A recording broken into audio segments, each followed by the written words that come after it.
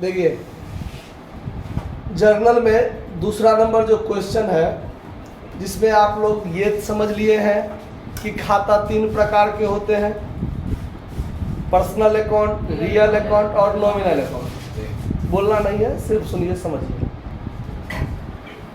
Personal account किसी व्यक्ति, संस्था, फर्म या कंपनी के नाम से संबंधित। रियल अकाउंट किसी वस्तु, धन, संपत्ति, नाम से संबंधित। नॉमिनल अकाउंट खर्चा, घाटा, लाभ, आमदनी के नाम से संबंधित। जब हम लोग जर्नल बनाते हैं तो हर जर्नल में दो पहलू होंगे, एक को डेबिट करना होगा और दूसरे को क्रेडिट। किसको डेबिट करना है, किसको क्रेडिट करना है, इसके लिए हम लोग जर्नल बनाने के नियम पढ़े। पर्सनल अकाउंट के लिए पाने वाले को नाम करो, देने वाले को जमा। अगर किसी ट्रांजैक्शन में मेरे हिसाब से कोई पाने वाला है तो डेबिट करो, देने वाला है तो क्रेडिट करो। मैं अपना नाम पाने वाला रहूँगा तो भी नहीं लिखूँगा और मैं खुद देने वाला रहूँगा तो भी नहीं लिखूँगा। आया बात समझ में? मेरे लिए कोई दूसरा अगर है पाने वाला या देने वाला तो उसका नाम लिखा जाएगा, ठीक है। उसके बाद पर्सनल अकाउंट का नियम हो गया, पाने वाले को नाम करो, देने वाले को जमा। रियल अकाउंट के लिए नियम, जो वस्तु आती है उसे डेबिट करो और जो वस्तु जाती है उसे क्या करो, क्रेडिट करो। और नॉमिनल अकाउंट के लिए क्या है, हानि व्यय को डेबिट करो, लाभ आमदनी को क्रेडिट करो। कोई दिक्कत इस बात को समझने में?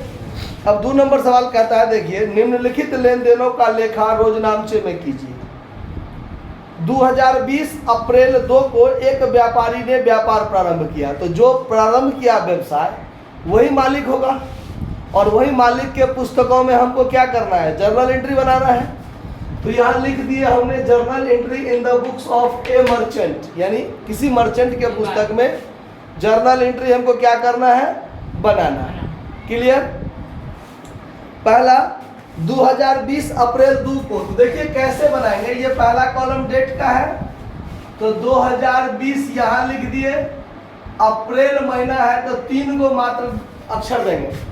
अप्रैल में APRIL होता है ना, तो APR 3 को देंगे। जनवरी से लेकर दिसंबर तक किसी भी महीना का होगा तो सिर्फ 3 लेटर ही हम लोग को देना है, ठीक है।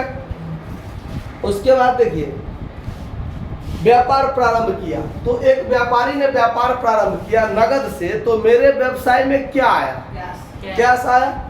तो हम लोग डेबिट किसको करते हैं, जो वस्तु आती है उसे डेबिट करते हैं, तो कैश अकाउंट DR होगा। अब 2, अब ध्यान दीजिए 2 जो लिखना है तो 1 2 3 छोड़ देंगे और चौथे के नीचे से लिखना शुरू करेंगे, थोड़ा अच्छा लगता है देखने में, इसीलिए, ठीक है। 3 अक्षर छोड़ के चौथे को शुरू करेंगे। कैश अकाउंट DR हो गया, चूंकि मैंने व्यवसाय में कैश लगाया। अब 2 में क्या होगा, तो ये कैश जो दिया वो तो मालिक है जो दिया वो क्या है, मालिक। मालिक अपना नाम तो लिखेगा नहीं, तो अपने बदले में वो representative personal account, capital account का प्रयोग करता है। देने वाले को जमा करो लिखता है ना, तो देने वाला तो मालिक है, मालिक अपना नाम नहीं लिख के वो क्या लिखता है, कैपिटल। अपने बदले में किसका नाम लिखता है, कैपिटल का नाम लिखता है। इसीलिए यहाँ पर 2 में क्या आ जाएगा, कैपिटल अकाउंट, ठीक है। अमाउंट कितना है, 10,000 रुपया। देखिए तो जिस लाइन में ये DR हुआ है उसमें 10,000 यहाँ लिखेंगे और इसमें क्रेडिट हुआ है इसमें 10,000 लिखेंगे। तो मार्कर से थोड़ा कॉमा देने में दिक्कत हो जाता है, आप लोग देख लीजिएगा। अब यहाँ देखिए, यहाँ एक नरेशन लिखना होता है छोटा सा, कि आपने जो cash account DR to capital किया वो क्यों किया। तो चूंकि आपने नगद से व्यापार क्या किया, प्रारंभ किया, इसीलिए। तो चूंकि का मतलब क्या होता है इंग्लिश में, बीइंग यहाँ लिखते हैं हम लोग नरेशन में। उसके बाद subject plus V3 plus object, ये नरेशन का सूत्र यहाँ बनता है, उस पर आपको लिखना है। तो यहाँ लिखिएगा being business started with cash, ठीक है। आपको शुरुआत में नरेशन लिखने में कंफ्यूजन होगा, तो बीइंग लिख के, और आपको हिंदी इंग्लिश दोनों में क्वेश्चन है, तो इंग्लिश वाला लाइन आप आगे क्या कर लीजिए, लिख लीजिए। थोड़ा सा आदत बन जाएगा, कुछ आगे धीरे धीरे आप सीख जाइएगा तो फिर दिक्कत नहीं होगा। Cash account debit to capital क्यों हुआ, ये चीज ध्यान रखना है।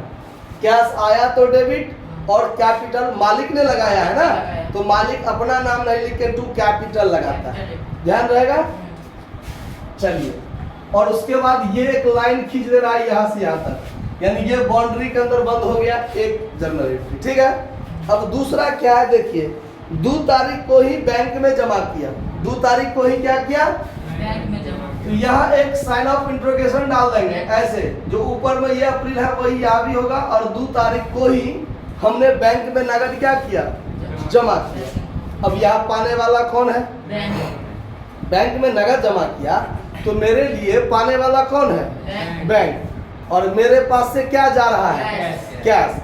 तो देखिए पाने वाला बैंक है, तो बैंक अकाउंट क्या करेंगे, दिया, ठीक है, और मेरे पास से क्या जा रहा है, तो 2 में लिखेंगे कैश अकाउंट। नरेशन क्या लिखेंगे, तो being cash deposited into bank, deposited into जमा करना है। इसीलिए हम शुरू में 100 वर्ड मीनिंग लिख के दिए थे आप लोगों को, कि वो वर्ड मीनिंग आपको कंठस्थ याद रहना चाहिए।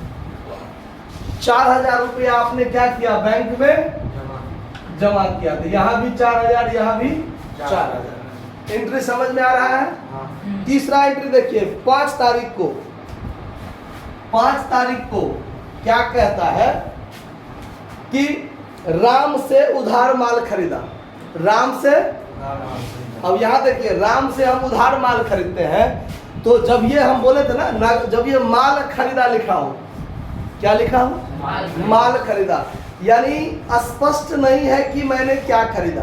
फर्नीचर खरीदता तो फर्नीचर अकाउंट डीआर होता, मोबाइल खरीदता तो मोबाइल अकाउंट डीआर, कंप्यूटर खरीदता कंप्यूटर अकाउंट डीआर, कोई भी एसेट्स खरीदते तो एसेट्स अकाउंट डीआर। लेकिन यह क्या है कि स्पष्ट नहीं है कि क्या खरीदा, माल खरीदा, माल में क्या कुछ क्लियर है, नहीं है, तो परचेज अकाउंट डीआर करेंगे। क्या डीआर करेंगे, तो माल खरीदा हमने, तो परचेज अकाउंट क्या करेंगे, परचेज अकाउंट डीआर। किससे खरीदा है, राम से। कैसे खरीदा है, उधार। कैसे खरीदा है, तो इसमें राम, तो राम का नाम लिखना जरूरी है, क्योंकि मेरे पास से कैश तो नहीं गया ना, राम से उधार खरीदे हैं, तो देने वाला कौन है, राम है।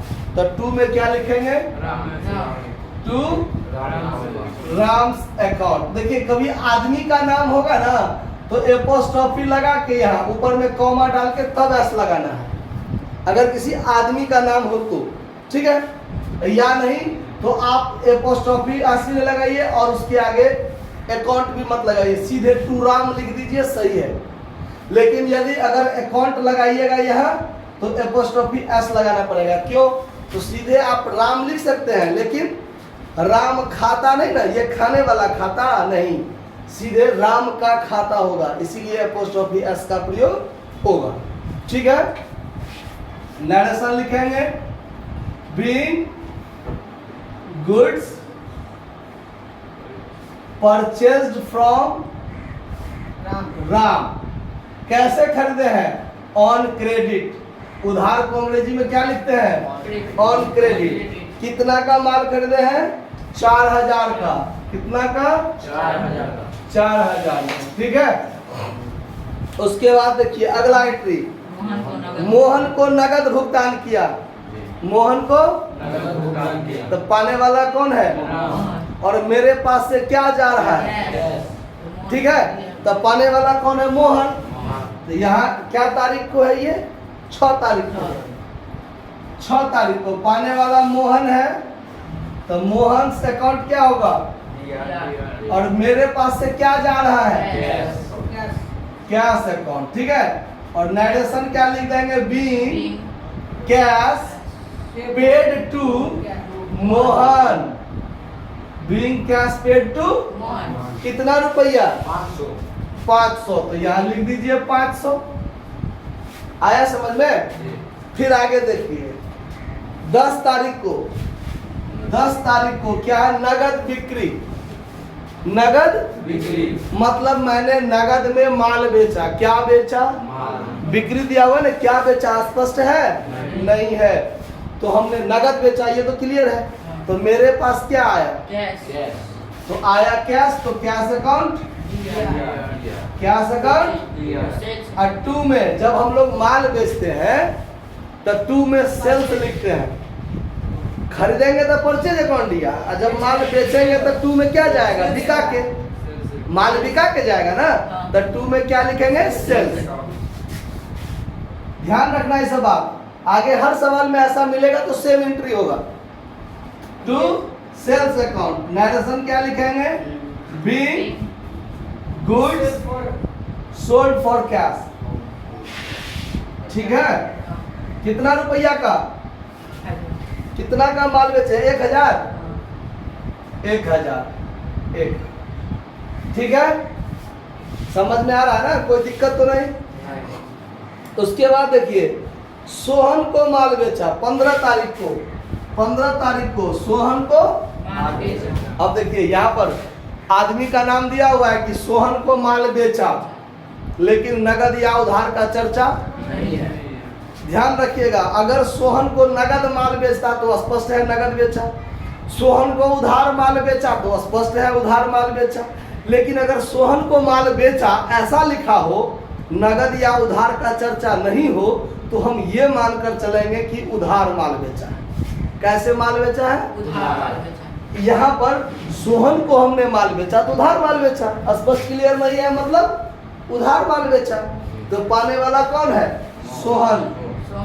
पाने वाला कौन है, तो सोहन अकाउंट क्या होगा, और टू में माल बेचा। माल बेचा मतलब टू में क्या जा रहा है, बिका के जा रहा है ना माल, तो टू में सेल्स होगा, टू में सेल्स अकाउंट। सेल्स होगा। नरेशन क्या लिखेंगे, being goods sold to Sohan. कैसे, on credit, on, on credit. समझ में आया बात, कितना का, 2000। 2000 का, कितना का। अब यहाँ पर सुनिए, हाँ अब बड़ा फिर दे सकते हैं, लेकिन जब उधार खरीद बिक्री की बात हो ना, तो वहाँ पर आप ऑन क्रेडिट दीजिए, अच्छा लगता है सुनने में, देखने में। अब हमारे पास तो बोर्ड भर गया, अब हम लोग दूसरा बोर्ड तो है ना, दूसरे पर जाएंगे, इसी को ना हम लोग मिटाएंगे। तो पहले आप क्या कर लीजिए, इसको नोट कर लीजिए, फिर उसके बाद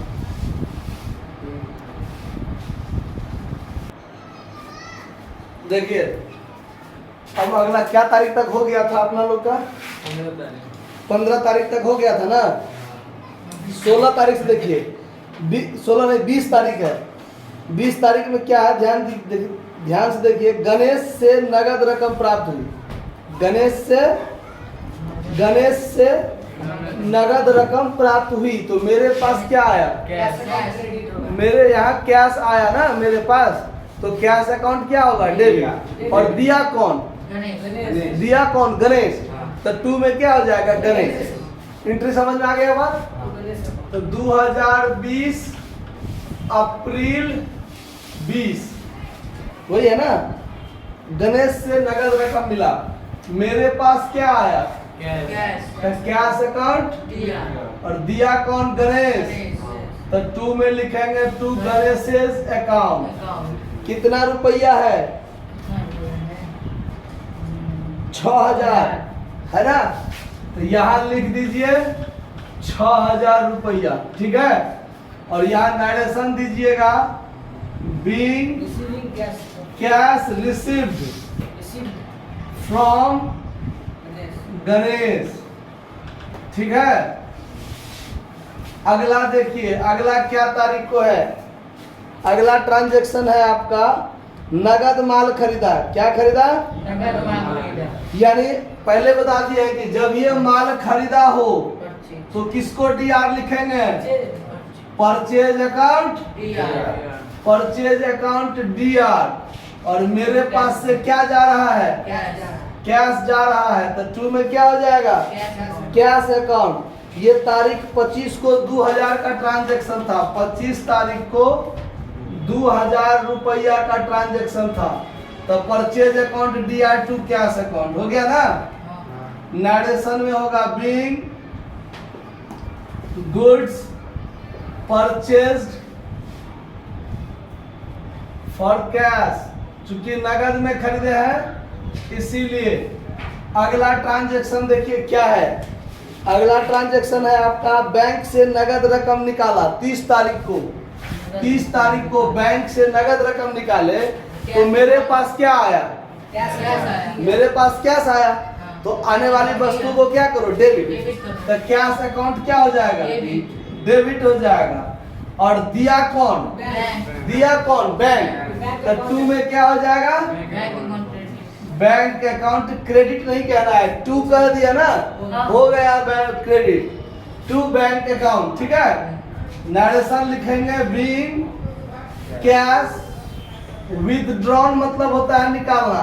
कैश विथड्रॉन फ्रॉम बैंक। आया समझ में बात? कितना रुपया निकाले हम लोग बैंक से? 1000 रुपया। कितना? 1000 रुपया। ठीक है, अगला ट्रांजैक्शन देखिए क्या है। किराए का। 30 तारीख को किराए का भुगतान दिया। 30 तारीख को किराया दिया। किराया क्या है? खर्चा है ना। तो खर्चा को क्या करते हैं? डेबिट। खर्चा को क्या करते हैं? डेबिट। तो हमने रेंट दिया, तो रेंट अकाउंट क्या करो? दिया। हानि व्यय को डेबिट करो। तो रेंट आपके लिए खर्चा है, व्यय है, तो रेंट अकाउंट दिया। और रेंट में आप क्या देते हैं? कैश देते हैं ना। तो टू में क्या लिखेंगे? Cash account. नरेशन लिख देंगे being rent paid for cash. अब देखिए कितना रुपया का रेंट दिए हैं? 100 का। 100 यहाँ लिख दिए। देखिए हर एक ट्रांजैक्शन को हमने लिख लिया। अब जर्नल के सबसे लास्ट में क्या होता है, ऐसे करके आप एक लाइन ऊपर और नीचे 2 लाइन खींचना है। ऊपर एक लाइन, नीचे, और यहाँ लिख लेना है total of journal. Total of journal, ये टोटल को जोड़ना है। तो आपका तो पिछला भी पेज में होगा, हमने जो मिटा दिया है, तो वो टोटल को और ये टोटल को जोड़ के जो होगा वो आप यहाँ क्या कर लीजिएगा? लिख लीजिएगा। ठीक है, जैसा कि आंसर में लिखा हुआ है 30,600, तो 30,600 ही होगा। टोटल को आप जोड़िएगा तब। ठीक है, तो आप लोग 30,600 यहाँ लिख लीजिएगा, क्योंकि यहाँ बोर्ड पर पूरा सवाल मेरे पास है नहीं, इसीलिए हम छोड़ देते हैं। ठीक है, धन्यवाद, नोट कर लीजिए।